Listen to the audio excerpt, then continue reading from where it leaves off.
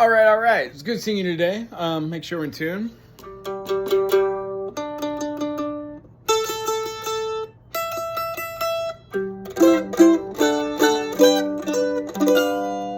So, one of the concepts that we've been trying to beat home is that there are 7 chords within our major and minor scheme, and then the 7th is being the diminished. When we have the keys of C major, all of them are natural. The opposite of all notes being natural would be all notes being sharp. So C sharp has all the possibilities. We've talked about it's weird because E sharp is actually an F natural and B sharp is actually a C natural. However, in context, they do make sense.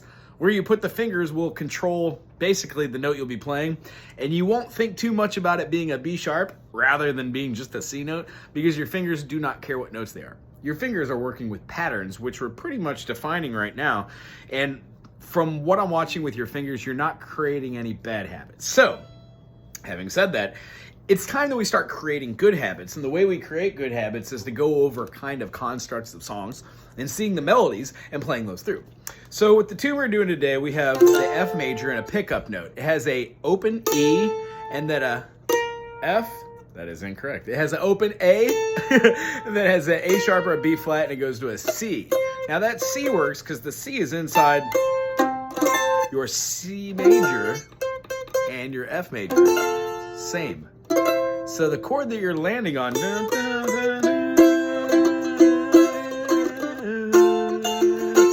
it's just not really defining that C. It's like a pickup note, but it jumps into rather than C. It goes directly to the one and holds it out through it. It's another way to jump into a tune. Once you hear that as being the leading note, down, down, down, down, or down, down, down, you can mess with that no matter how many times you do it. You can throw any notes that's not in there. This particular song has the open A to the D to the C, but you can also do as long as you land on that one.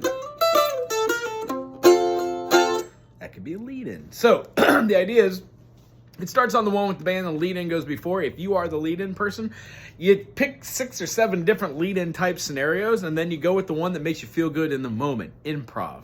If you always had that same, you might always be stuck in that same fashion. Knowing that we have an F major, and that the only note inside F major that is different than a C major is the B flat.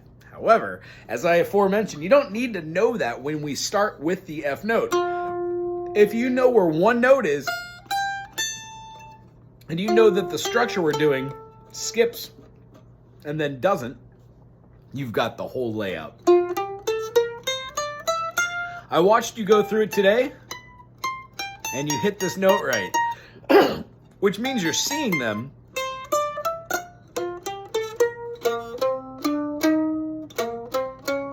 You can even do minors. You're seeing them as being majors and minors now, I hope, and hearing the major third and the minor third. The exercise for today is going from a F, past an F sharp, past a G, past a G sharp or an A flat, past the B, and then all the way up here to the 7th fret. So we'd have F going to the 3rd fret is an F to a G. That's an A sharp, and that's a B flat, right? So that stays within the characteristics of it. If we had a sharp 4th, F, G, A, B natural, that would be F Lydian. So with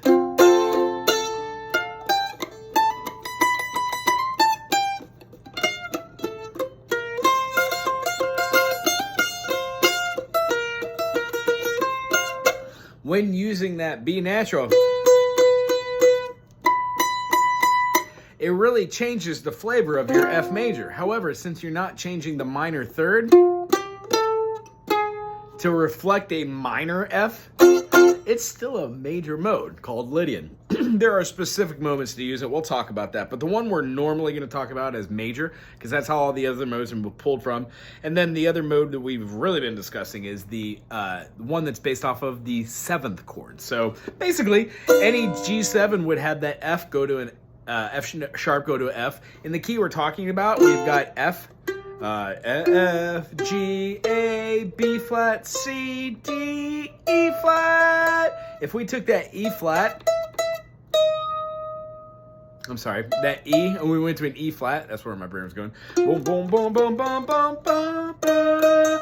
That note right there then, with the F major, becomes a 7th. And then that's what we're trying to get to, the heart of these modes. What I wanted to do is kind of fray away from using the modes and their namesakes like Phrygian, Mixolydian, minor. What happens is if you view the fretboard as just being an open canvas, all of the notes that you're hitting are part of a chromatic or a diatonic fashion. Half step, whole step, half step, whole step, half step, whole step. Becomes a function of the Locrian mode, which is the 7th of it. But you don't need to know that. Just like the fingering positions for a A, B, C sharp, D, E, F sharp, G sharp, A. You don't need to know the names of those to know that the fingers are going to fall on those. So for this song, when we had the lead in, it had a melody.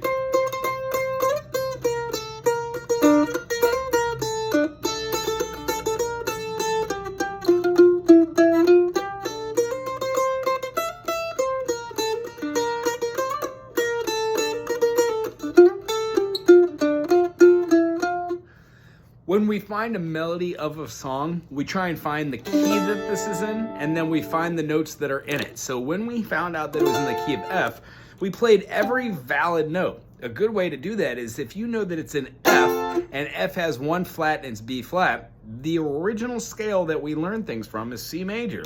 C, D, E, F, G, A, B flat, C. So it would stand to reason that if I were to play C, D, E, F, G, A, B flat, C, that I would be stopping on the 4th. If I kept that going and had, I would find myself at the root, the F. F, G, A, B flat, C, D, E, E. Is that right? E, yeah, E, F, E flat, E sharp, F. A lot of these are getting confusing when we start talking to a video. Sorry about that. So when I'm going through the process of seeing these as being a C, D, E, F, G, A, B flat, and then C, I can start at the F and go F, G, A, B flat, C, D, E, F. That kind of scale that comes out of there, you'll notice you don't use F to your F flat or your E here, because if you do both, it might get a little confusing. So what we do is we do them in runs.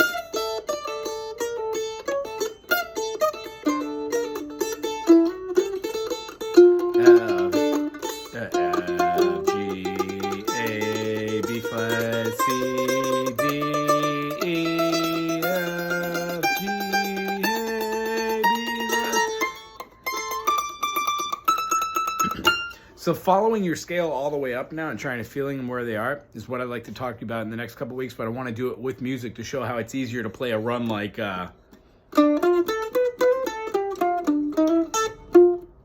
it's easier to play that there than to go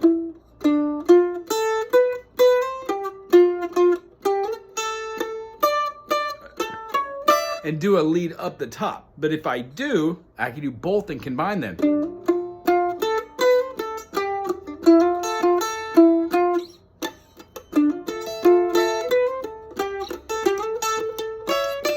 And that becomes a melody inside of itself.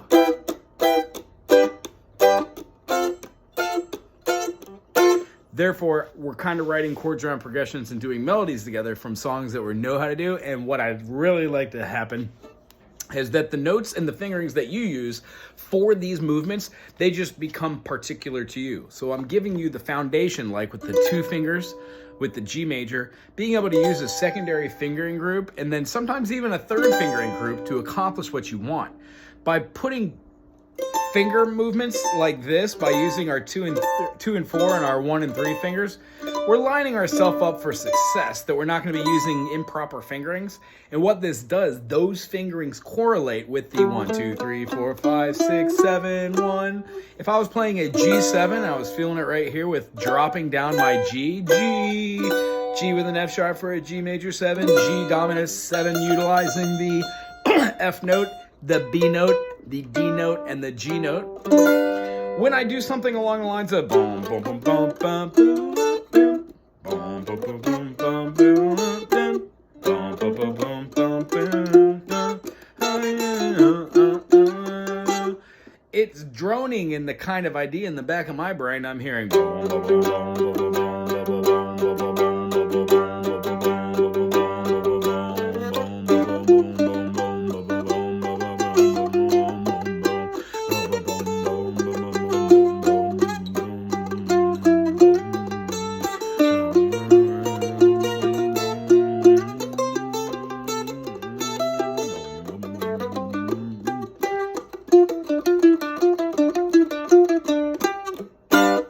When using these chords, the idea is to hear the notes around them, hit the wrong notes, and then find the ones that you like. The fingerings that you're going to use will determine whether we're being able to hear the intervals. And thusly, the next thing we should start doing is picking these chords and noticing where our fingers are going and start correcting a couple of the 2-finger and 1-finger movements so they just become easier. And the way we do that is we do that in every key, and we learn what those notes are just for the feel of it. You don't have to remember, of course, F sharp and F, G, G sharp. You don't have to remember that these are the notes.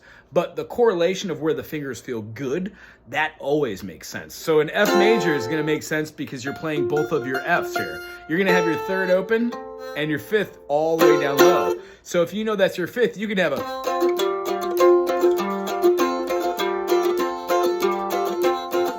But does that sound like a bluegrass movement? It doesn't. It has a C to a G, which is great if you were in the key of G or a C, but not in the key of F. What would I be moving? That's right. I would be moving my root down. So the idea is the note that you're already holding, you just give more attention to, or inflection.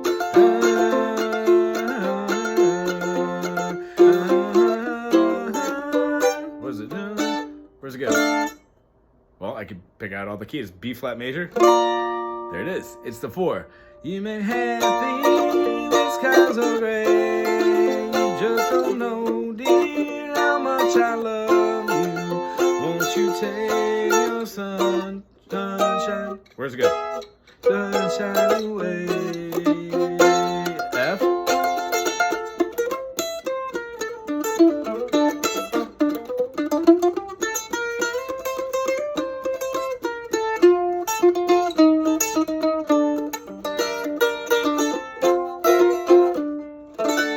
What do you think there?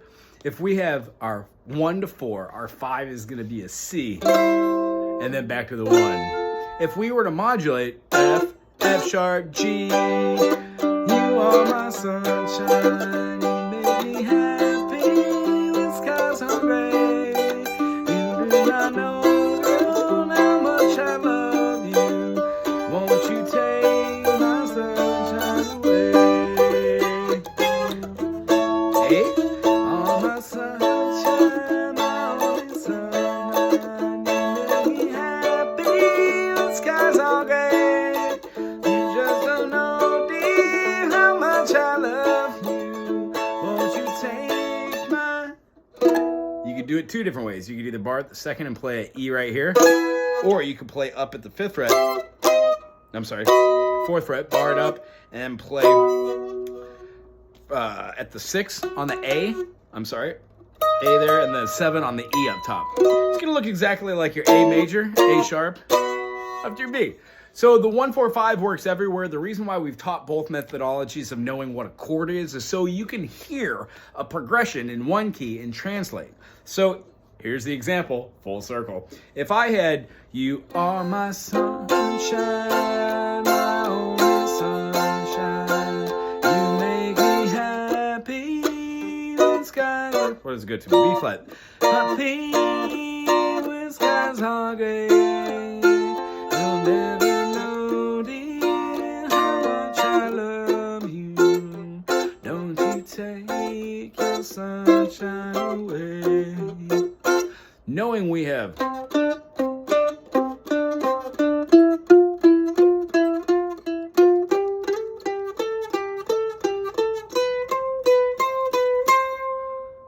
that's a B. That kind of works because it's major 2, but I would need a B flat for it to be the F.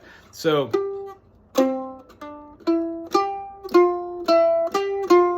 you would have the C note, the D note, the E note, the F note, the G note, the A note, the B flat, and the C. If you started at F, you could have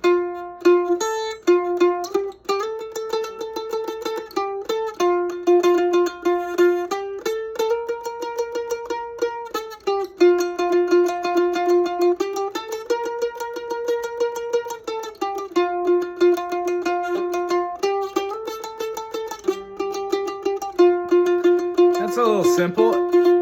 We'd have a F, G, F, F, F, G, A, G, A, F, F, F, G, A, B flat, A,